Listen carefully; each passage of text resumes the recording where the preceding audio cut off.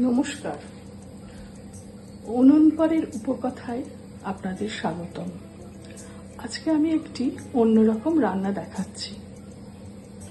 রান্নাটি হয়তো আপনারা কেউ কেউ করে থাকতেও পারেন অথবা নাও পারেন, তবে আশা করি রান্নাটি আপনাদের ভালো লাগবে। উপকরণ: ইলিশ মাছের ডিম। এটিকে হলুদ দিয়ে সেদ্ধ করে পোস্তর মতন ঝুড়ো করে রাখা হয়েছে। ছোট ছোট করে কাটা আলু, ছোট ছোট করে কাটা পেঁয়াজ, কাঁচা লঙ্কা, নুন। খুব বেশি উপকরণ না, অল্প উপকরণেই এই রান্নাটি হবে। তেলটি যথেষ্ট পরিমাণে গরম হলে তখন আলুর টুকরোগুলো দিয়ে দেব।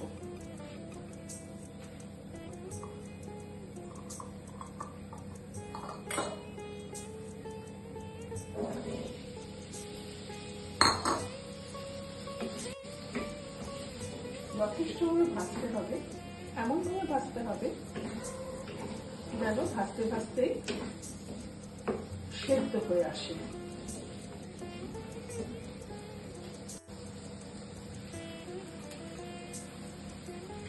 আলুটা যখন বেশ খানিকটা সেদ্ধ হয়ে এসেছে তখন তার মধ্যে পেঁয়াজ কুচিটা দিয়ে দিলাম।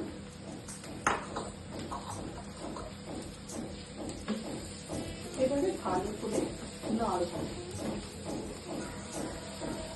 পেঁয়াজটা ভাজা ভাজা হওয়া পর্যন্ত নাড়ব।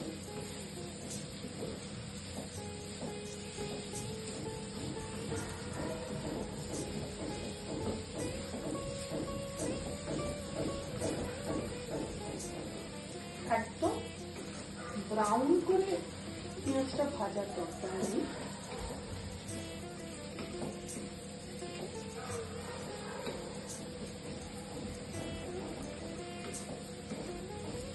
বেশ খানিকটা ভাজা ভাজা মতন হলে এবারে নুন দেব। স্বাদ অনুসারে যেরকম ভাবে যে যা নেবে সেইভাবে নুনটা দেবে। আগে কোনো কিছুতেই নুন দিইনি, সেই মনে করেই নুনটা দিচ্ছি।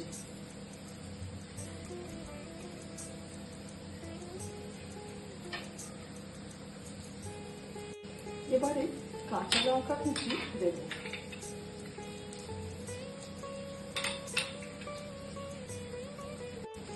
কেউ ইচ্ছা করলে শুকনো লঙ্কার গুঁড়ো দিতে পারে, যদি কাঁচা লঙ্কা দিতে অসুবিধা হয় শুকনো লঙ্কাও দিতে পারে।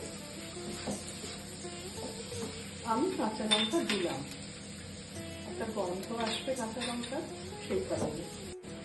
এবারে হলুদ দিলাম,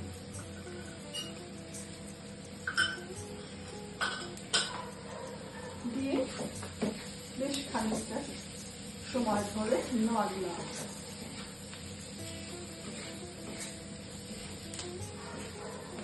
যখন দেখলাম বেশ খানিকটা হয়ে এসেছে তখন এই ডিমের যে ঝুড়িটা, ডিমটা যেটা কিনা আমি ঝুড়ো করে রেখেছি সেটা, যেটা আসল ইনগ্রিডিয়েন্ট, সেটা দিলাম।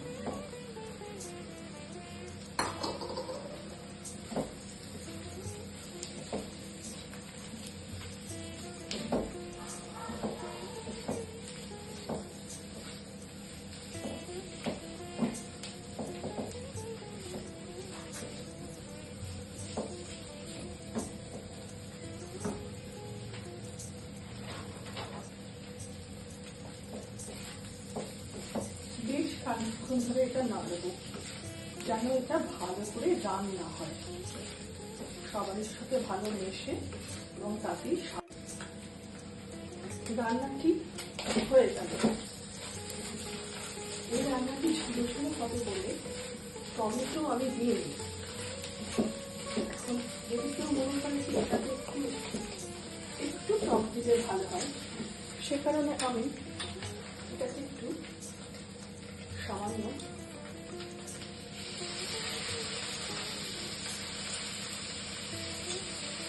ভিনেগার দিয়ে দিলাম। রান্নাটি হয়ে গেল।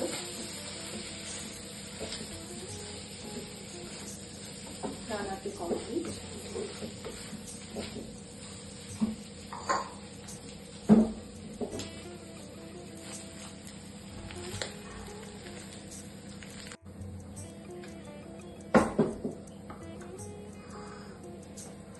রান্নাটা আমি ঢাললাম। কেমন লাগলো জানাবেন। আমার ইউটিউব চ্যানেলটা সাবস্ক্রাইব করবেন প্লিজ, আর শেয়ার করবেন।